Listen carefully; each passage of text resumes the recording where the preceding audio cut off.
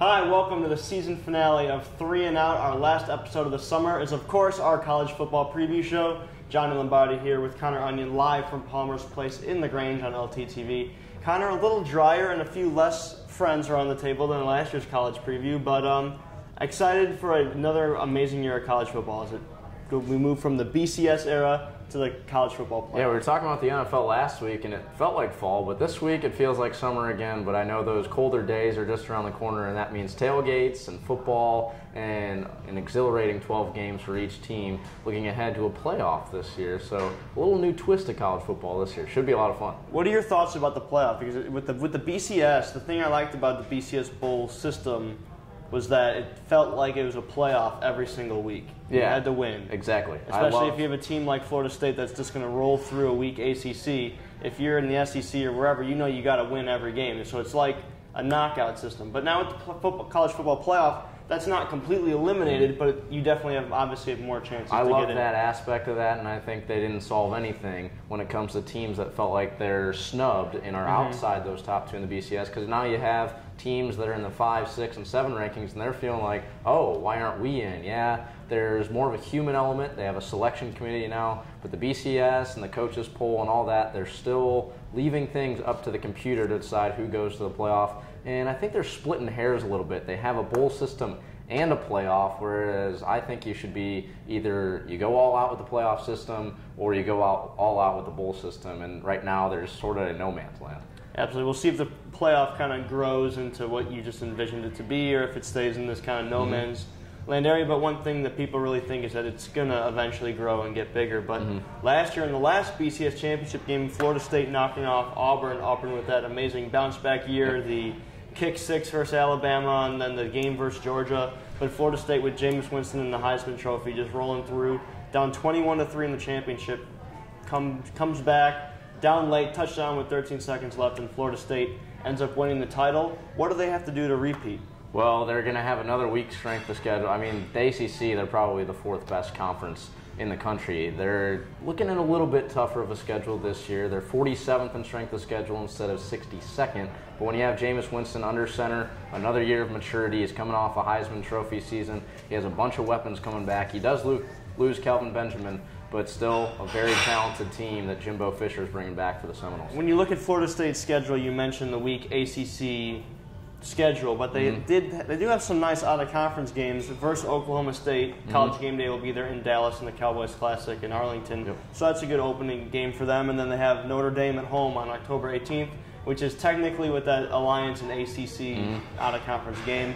But they're only halfway in the ACC, I guess, Notre Dame. They're independent/ACC. And then they obviously get their rivalry game against Florida at the end of the year, which will be played in Tallahassee this year. But in conference, their only real tough game is Clemson at home. Yeah, and you look at those 3 out-of-conference games that you said, you have to take that with a grain of salt. Notre Dame, they'll be okay. I think that Brian Kelly has them moving in the right direction. They'll get Everett Golson back this year. But Oklahoma State, they return only 9 of their 22 starters. So they have to replace, I believe it's 45% of their letter winners from last year. J.W. Walsh, he was a little bit inconsistent last year in the time that he did see the field. So Oklahoma State, although they did go 10-3 last year, they're going to have a tough time being the caliber team that they were last year. So Florida State very well could blow right through that non-conference schedule the way I see it. Absolutely. When you're a team like Florida State, when you're looking at the Final Four, a team like Florida State or Ohio State with a weaker strength of schedule, they're going to roll through that, and it's teams that are going to beat each other up, like Alabama and Auburn and Oklahoma, that are going to be battling for that 3 and 4, and that's going to be a huge factor in strength of schedule. But speaking about a team like Auburn, last year with the huge bounce back year after going with 3 and 9 or 2 and 10 2 years ago, fired Gene Chizik, hired Gus Malzahn, only lost the regular seasons to LSU, and they roll after that all the way to the national championship game and come within seconds of winning another national title. What does Auburn have to do to sustain that success? Well, first of all, I knew you were going to throw in that lost LSU. You had to. Look at the shirt this guy's wearing. The only regular purple and gold. Hey, down there in the Bayou. I was there. Go Tigers with the E, the A, the U, and the X, or however you spell go down there. Gux, yeah. I don't know. That is not English. That is not the English language. Was that French? It isn't English. I'm not claiming it's English. I know. Is that it's French? Yeah, that's French. That's what I thought. But no, this is what Auburn's been building towards since they did fire Gene Chizik and brought in Gus Malzahn. In 2013, they had the 11th best recruiting class. Last year, or this year rather, they have the 8th best recruiting class.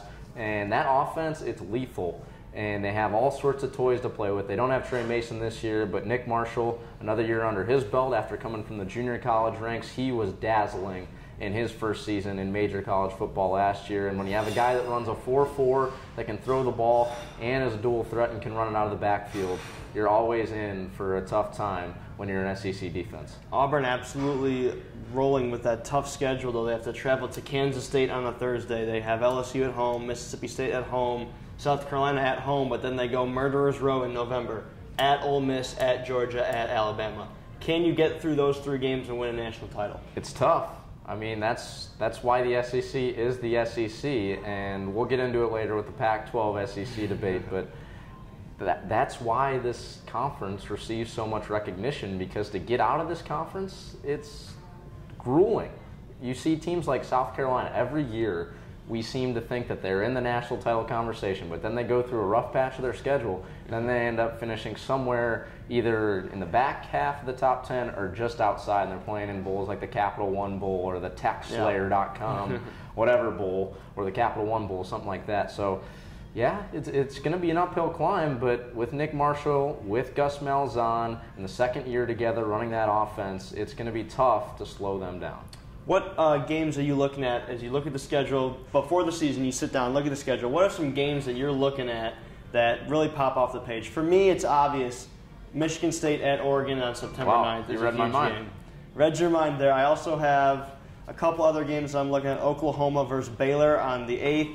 That's the same day as Michigan, Ohio State, and the same day as LSU, Alabama. November 8th will be a big day of college football. But what games are you looking at? November 29th will also be a big day of college football. That's rivalry week, of course. Michigan will take on Ohio State in the game. Last year, everybody remembers that shootout, 42-41, and Michigan can't convert on the goal line on a 2-point conversion. They go for the win. Brady Hoke going bold. He had an Ohio State team coming in there undefeated, and why not? They had nothing to lose. I'm not going to doubt or question his play call there. But Devin Gardner comes back, and so does Braxton Miller. It's a battle of 2 senior quarterbacks. This could be one of the classics in this rivalry that's seen a lot of great games throughout the year. But this one, it's a little bit of a curveball. Illinois against Northwestern on November 29th. For the state of Illinois, they don't have basketball. Basketball right now is falling off the map. High school basketball is great, but Northwestern and Illinois, DePaul, they're not getting it done on the hardwood. So for the sake of Illinoisans, they need football to be relevant. And to see those 2 teams, Northwestern, heartbreak last year, all of the tough games that they lost, the fast break field goal against Michigan, the Hail Mary against Nebraska, and to win 5 games was really an injustice to them for how well they played. I think they'll be back in the map. They'll be on the good side. They'll be bowl eligible. And then Illinois, under Tim Beckman, they need to get the ball rolling or he's going to be out of the door pretty soon. Absolutely. We'll have some more game previews for you as the show rolls on, but when we come back, we'll take a look at some conference previews as Connor and I discuss which conference we think is the best in the land. Don't go anywhere. 3 and Out will be right back here on LTTV, live from Palmer's Place. Hi, welcome back to 3 and Out, live on LTTV from Palmer's Place, our college football preview show and our season finale for the summer.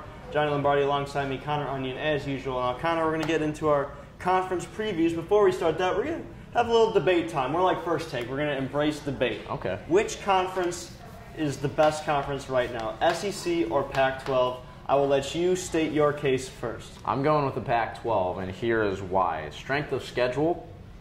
Everybody says the SEC, you have to, I said it even in the first segment, you have to go through a gauntlet, but you have to do the same in the Pac-12, and they've showed that they've done that in the non-conference as well. Last year, the average strength of schedule was 7.01 for the Pac-12, and the SEC was lagging behind at 5.91. So quality of opponents in conference, that's 8 games under schedule with 4 out-of-conference games. So that's a huge figure in who actually faces the tougher competition. Now, the SEC did get knocked off their high horse last year after 7 straight years winning the national championship. So you can understand why a lot of people would say the SEC is supreme, but also a lot of people had problems with the SEC bias and the BCS with the voters.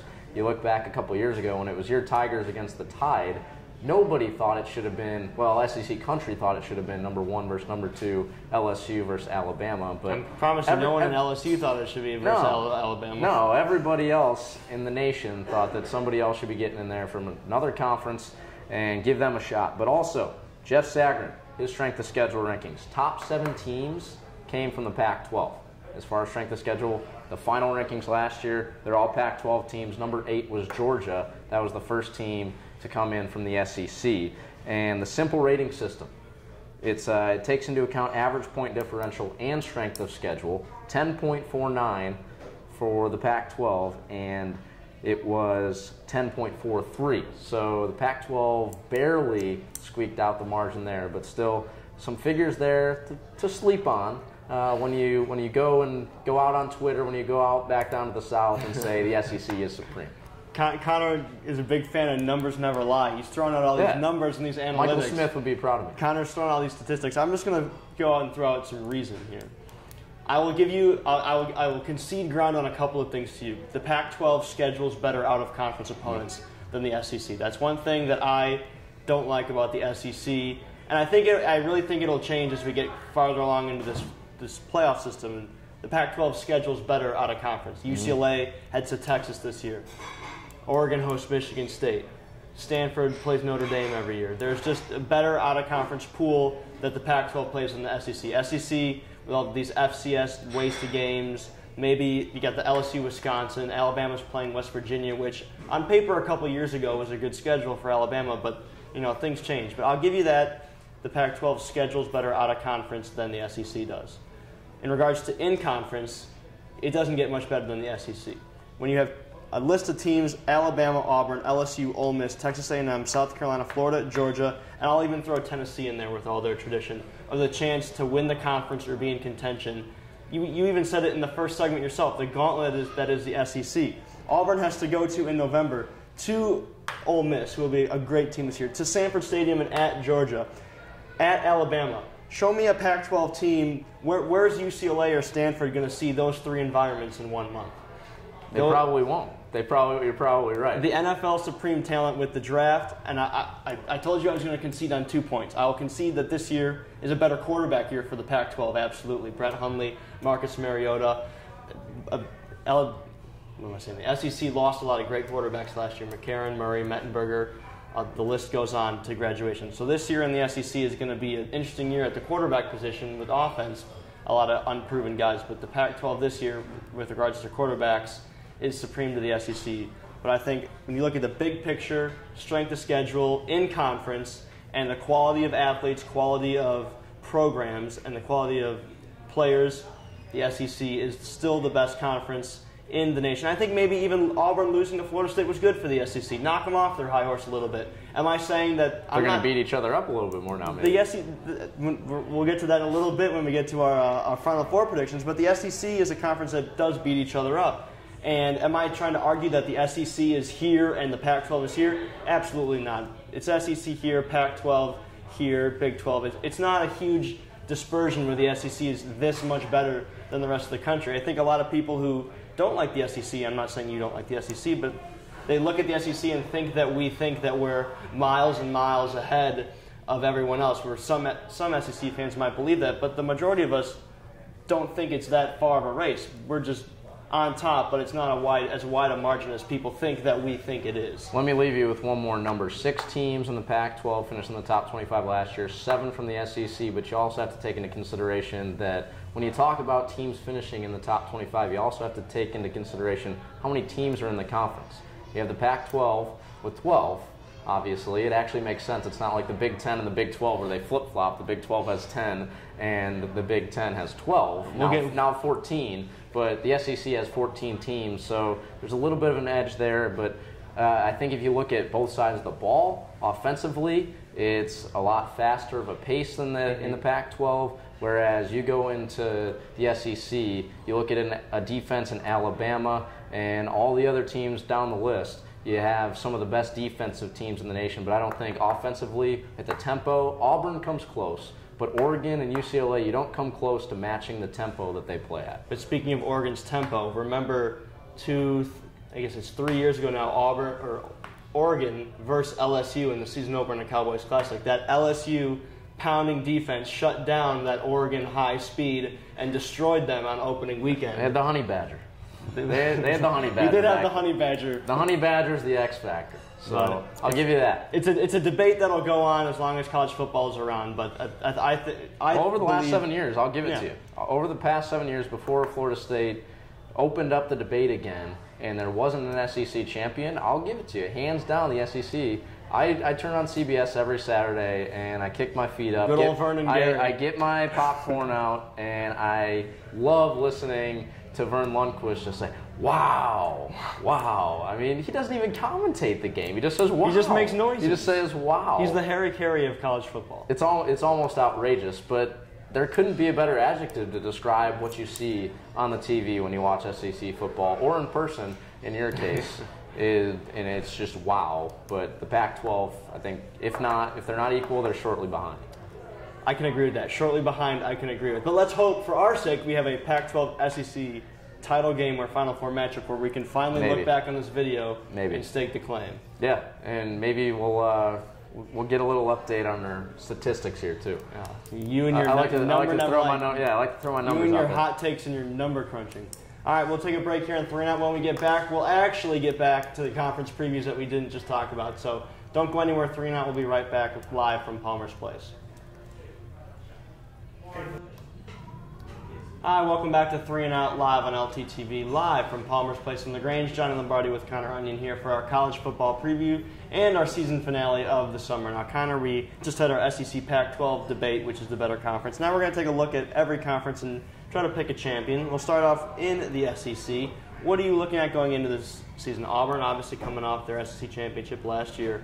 Alabama, always there. Teams like LSU, South Carolina, and Georgia. And can Florida rebound and get themselves back into the hunt? Well, the SEC West should be very, very interesting. You have 4 teams I'm looking at the top in Alabama, Auburn, LSU, and Ole Miss. And then in the East, I mean, South Carolina, they're probably the hands-down favorite right now with Georgia and Florida shortly behind them. Florida, they are looking for a rebound. They lost, I believe, their last 7 games to finish out the season last year after starting 4-1. So after losing to Georgia Southern, really taking a hit right in the mouth and finishing 4-8 and not going bowling, Jeff Driscoll and that club, they're really going to be looking for a bounce-back year so they can try to bring some people back into the swamp, because when you turned on the TV last year, it was empty.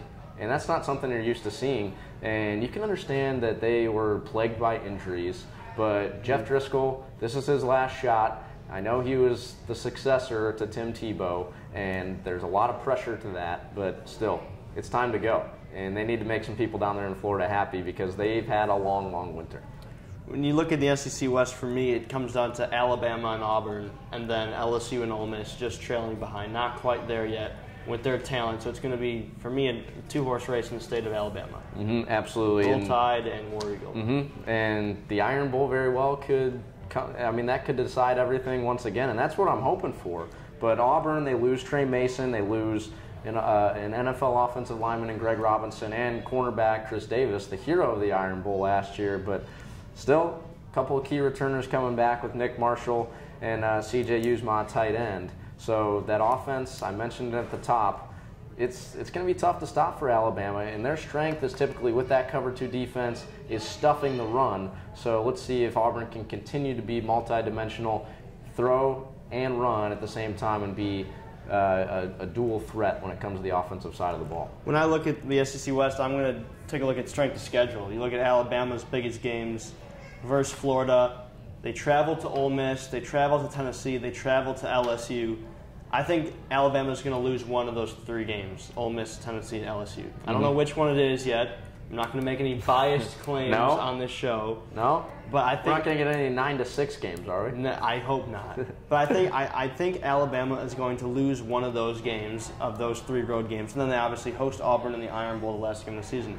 When you look at Auburn's strength of schedule, they have to go to Kansas State on a Thursday night. Not an easy place to play, especially on a Thursday night. They host LSU at home. They host Mississippi State and Dak Prescott. And they host South Carolina, your SEC East champion, or the preseason SEC East champion. And then, like I said in the last segment, Murderers Row, at Ole Miss, at Georgia, at Alabama. When I look at Auburn, I love Nick Marshall and all their talent on offense. I don't see how Auburn can get through that with less than 2 losses. And that Ole Miss team, a little bit underrated. You mentioned them a couple times when you're talking about tough games on the road, and even at home they're a tough team to beat because they were so fast last season. And they returned 10 defensive starters this year.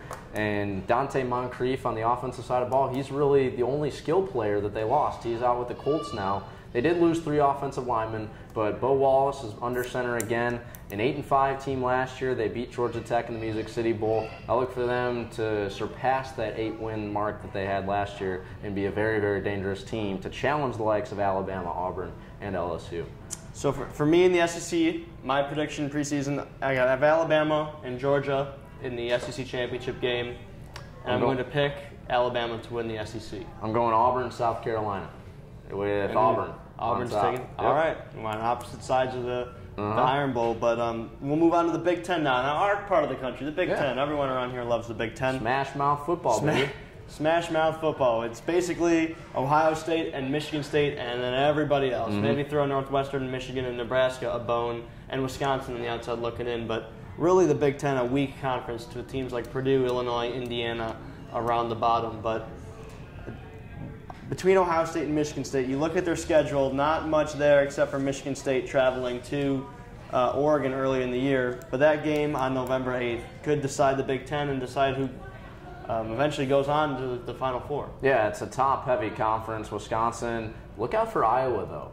They're getting back to their old ways. They have a bunch of 5-star running backs just waiting in the stable to be released. And, of course, you know they recruit offensive linemen, so those guys are going to have people in front of them who can clear space. So it could be a ground-and-pound game, Iowa against Wisconsin.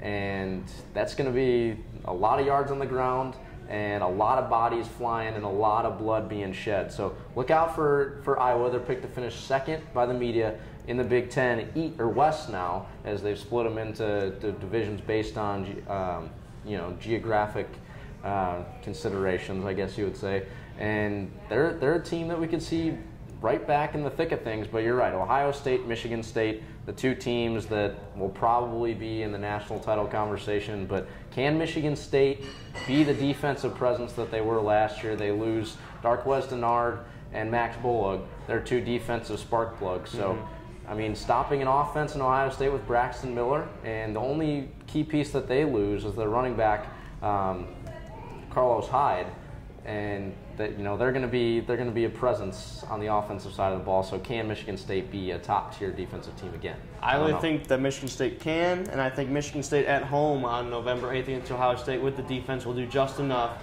to beat Ohio State again. I have Michigan State as my Big Ten champion, and we'll see where I put them in my Final Four. Who do you have?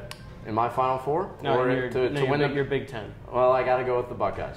And it pains me, but I think Braxton Miller, senior season, he'll stay healthy this year. Again, like Nick Marshall, a dual threat, tough to stop, even for a Michigan State defense that should still be very good. The Pac-12, your conference. Oregon, Stanford, UCLA, USC at the top. Who do you have? Now, my conference is the MAC. Don't go declaring the Pac-12 as my conference. You're the MAC man. All right, for I guess things that rhyme with AC. Those are my conferences. I like the Pac-12 and the MAC. And the MAC. So no, Oregon right now, they're the team that I can't wait to watch. 10 offensive starters return, so it's really up to their defense. Can anybody score more than Oregon? And I don't know. It was a question last year of what will the drop-off be without Chip Kelly? They didn't really skip a beat offensively, except when they laid an egg against Arizona late in the season when they were absolutely blown out on the road. But it should be a very good Oregon team, and everybody else is sort of looking up at them in the preseason on paper, in my perspective. I just can't do it. I'm sick of picking Oregon every year and sticking up for Oregon just to watch them crap the bed late in the year. Last season, can't beat Stanford, Marcus Mariota, get blown out by Arizona. 2 years ago, a chance to go to the national title, can't beat Stanford at home in overtime. 3 years ago, a chance to be back in the national title picture, lose to USC at home in regulation, but almost in overtime, lose on that late missed field goal. I just can't stick up for Oregon anymore and watch them be put up all these points, blow out all these teams, look amazing for the first 3/4 of the year, and then just get absolutely manhandled and pushed around by the first physical team they play. Who's your horse then? Who's your horse? My horse is Stanford or okay. UCLA. I like Brett Hundley, but I don't like UCLA's schedule. I think it's very tough. They do get the benefit of the doubt of getting Oregon, USC, and Stanford at home for UCLA.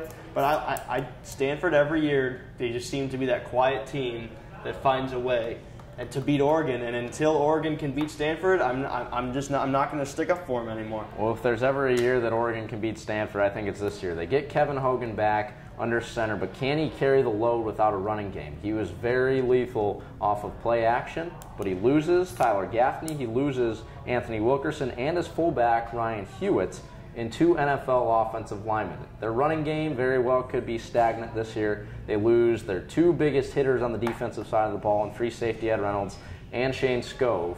So the physical brand of football that the Cardinals are used to playing, it could be absent this year. Sure, they recruit big physical kids, but they're going to be inexperienced. They thrive off of guys that have come up through the system that can play fundamental football. And Stanford, they very well could be lacking those key components to what makes a typical Stanford team. So I like Oregon to go in there and beat Stanford.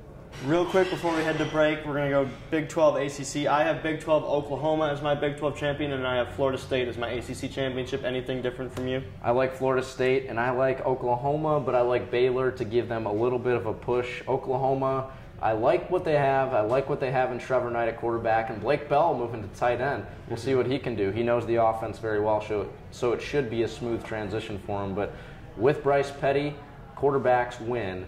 And Trevor Knight, he had one good game, that was in the Sugar Bowl. Can he do it consistently? That will be the make it or break it question for Oklahoma if they want to win that conference. All right, we'll be back here on 3 and Out. We'll give you our first ever college football playoff Final Four predictions. Don't go anywhere. 3 and Out. We'll be right back after this. Good one.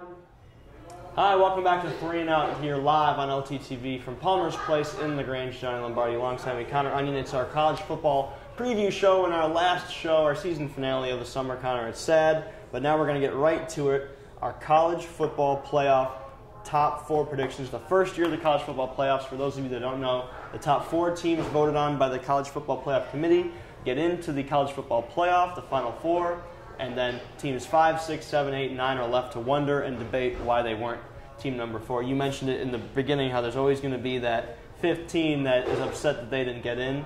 So, Connor, we'll start with you. We have a graphic on screen of our 4 picks. Who are you going with, and who are your 4 teams on the outside looking in that could make some noise? Well, we talked about Stanford. They'll just miss out because of the loss to Oregon that they are going to suffer in the conference schedule. They'll be just on the outside looking in. And also Alabama, there's a question without A.J. McCarron, will they get consistent quarterback play? We've seen it all over the SEC. We've seen it with Auburn after Cam Newton. There was a drop-off in play there. And after Tim Tebow at Florida with Jeff Driscoll, a drop-off in play there as well. It's tough to live up to that hype of an all-world quarterback coming before you. So whoever the quarterback may be, they're still deciding who that is throughout fall camp. They could go through some growing pains, and I like Alabama to lose a game or 2, and they'll just be on the outside. And then UCLA and Baylor, they will do a lot. They'll look impressive, but they won't have quite enough in a competitive Pac-12 and Big 12, as you know, Brett Hundley and Bryce Petty are going to have a great season, but just not enough to sneak into the first playoff.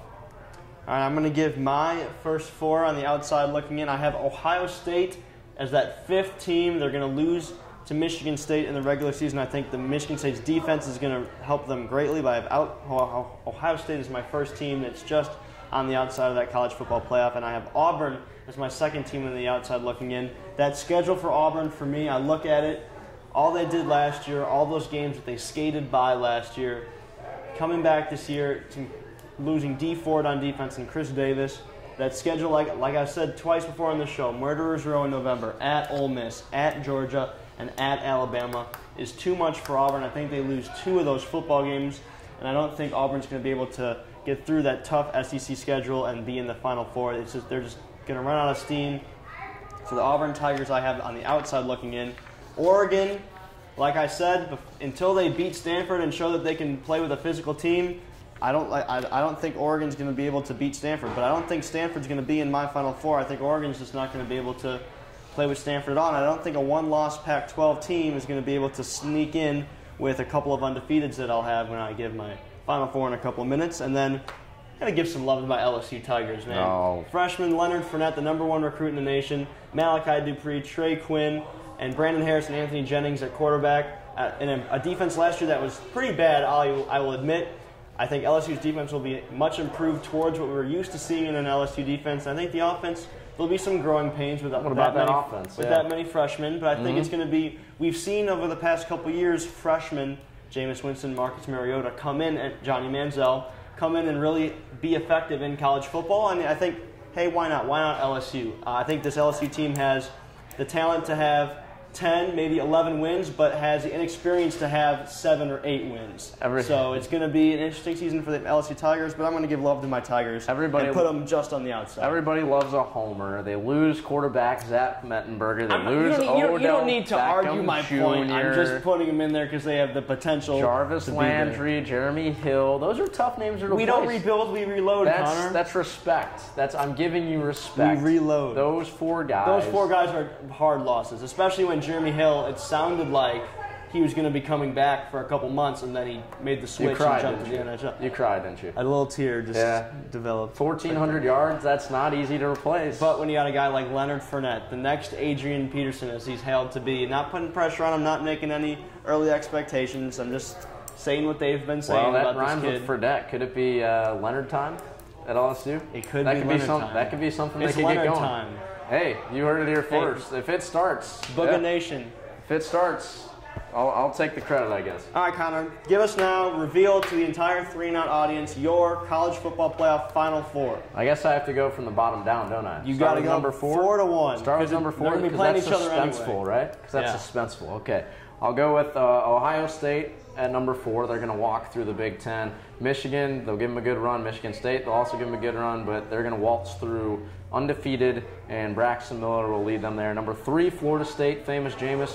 He'll have a little bit of a drop-off from his Heisman Trophy winning season, but he'll still have enough through the ACC. We talked about their week. I mean, they have some tests in their non-conference schedule, but not enough to actually knock off Florida State as they start number 1 in the preseason poll. Auburn at number 2 because of that offense and Nick Marshall, and then Oregon and their offense even a step higher than that Auburn team. We could get a rematch of the 2010 BCS national title game between Oregon and Auburn. And by the way, in the first round of the playoffs, the way I see it, it'll be Auburn and Florida State rematching the BCS championship. Yeah, Auburn will get a little bit of revenge from their loss in Pasadena last year. Wow. All right, so we'll go to my Final Four here. Those are storylines.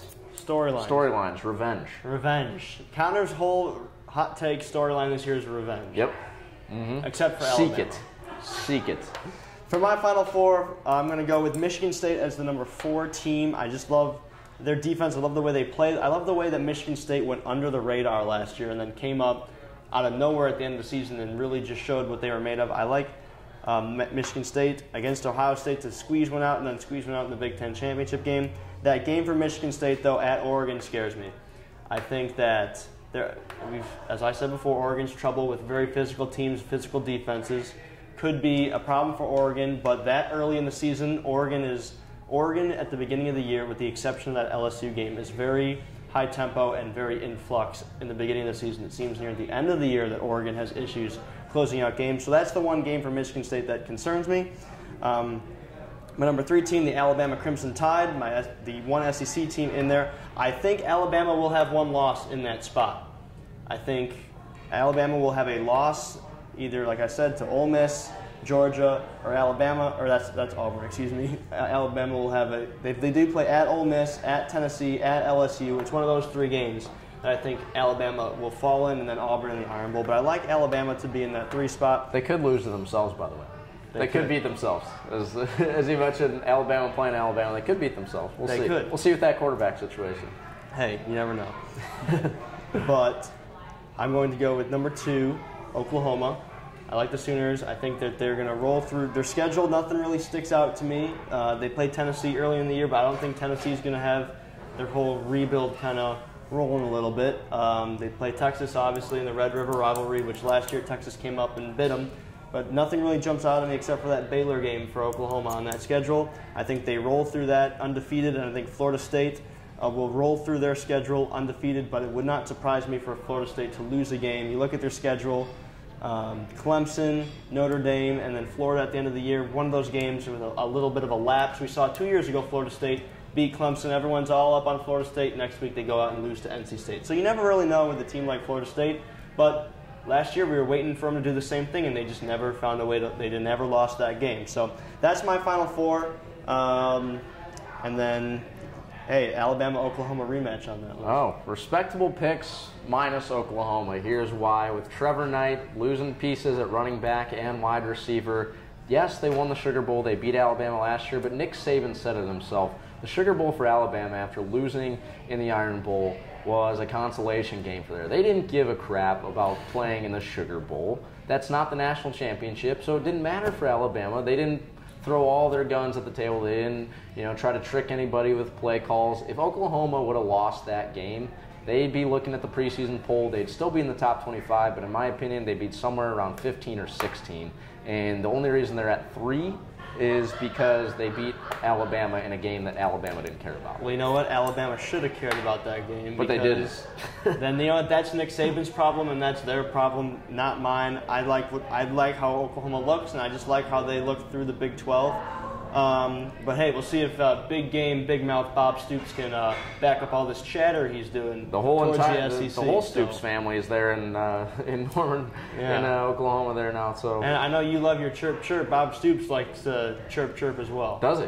He does. I wasn't aware of that. I know. Oh, wow. He loves to rile Maybe him up. I'll reconsider my Final Four then. Oh, I don't know. I mean, he loves his chirp chirp. If Bob Stoops is talking, Connor Onion will listen. I'll listen. We'll be right back here on 3 and Out to wrap up the show and wrap up the summer. Don't go anywhere. We'll be right back. Hi, welcome back to the last ever segment of 3 and Out this summer, live from Palmer's Place in LaGrange. Johnny Lombardi, Connor Onion. All right, Connor, to wrap up our college football preview, who is your national champion? Who will be raising? I guess it's not the Crystal Football anymore. It's the whatever trophy that is. Trophy. Yeah. It's black Whatever and funnel skinny they have. with a little ball on top. Yeah, I don't know if I like it. Well, who's going to be raising? I don't think it has 45 carats like that. It doesn't. Like that crystal ball had. But I don't know. A nice prize to have anyway. You're still a national champion, but it's ballsy. It's bold. It's whatever you want to call it. It's Ball State. Oh. No. We want Bama though. It is the Oregon Ducks. Oof. Despite your questions about their physicality, they're just too dang fast. And they're going to be hoisting whatever we're calling it, not the crystal ball, which makes me mad, but they're going to be hoisting that little funnel thing. All right, my national championship pick, I like Alabama to beat Oklahoma in the semifinal, advance.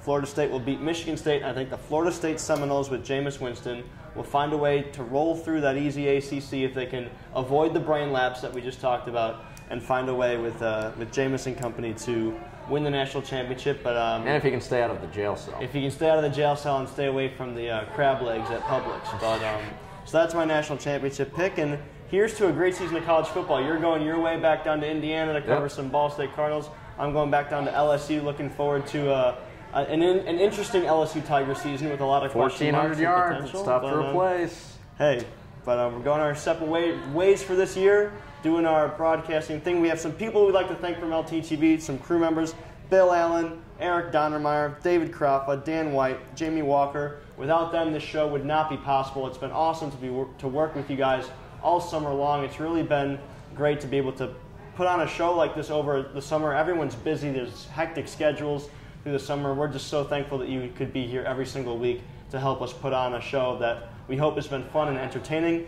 We also want to thank Steve Palmer, an amazing friend to LTTV, who's been working with us for whether it's announcing the pet parade or hosting 3 and Out at his restaurant. Thank you, Steve Palmer, for letting us have the show here at this wonderful restaurant. We're so thankful that you let us do the show here, and we love the restaurant, love the Palmer family, and they deserve a steak. They deserve a steak and a milkshake. And Robert's noodles. And a trip to Jamaica or something. Absolutely. I don't know. They've done a great job all summer long. And I can't thank you enough for being the host of the show, all your effort. And it's been a lot of fun. Hopefully we can do it again next summer. Connor, I can't thank you enough for being on this show. It's been a two-man band this summer. We've been rocking the show. It's been fun. We've talked about a lot of different things. And Been to a lot of different places. Been to a lot of different places. Went Filmed down a to lot of different things. Soldier Field, Wrigley Field. Yeah. That place on the south side that we do not mention by name, and Toyota Park. We also went to that heap of rubble on the north side and filmed a little bit. Okay, I digress. now you're gonna give it back no to me. more hot takes. We've had enough hot College takes football, for the whole show. College football. Well, Go Cards. for the last time this summer, for Connor Onion, I'm Johnny Lombardi. Thank you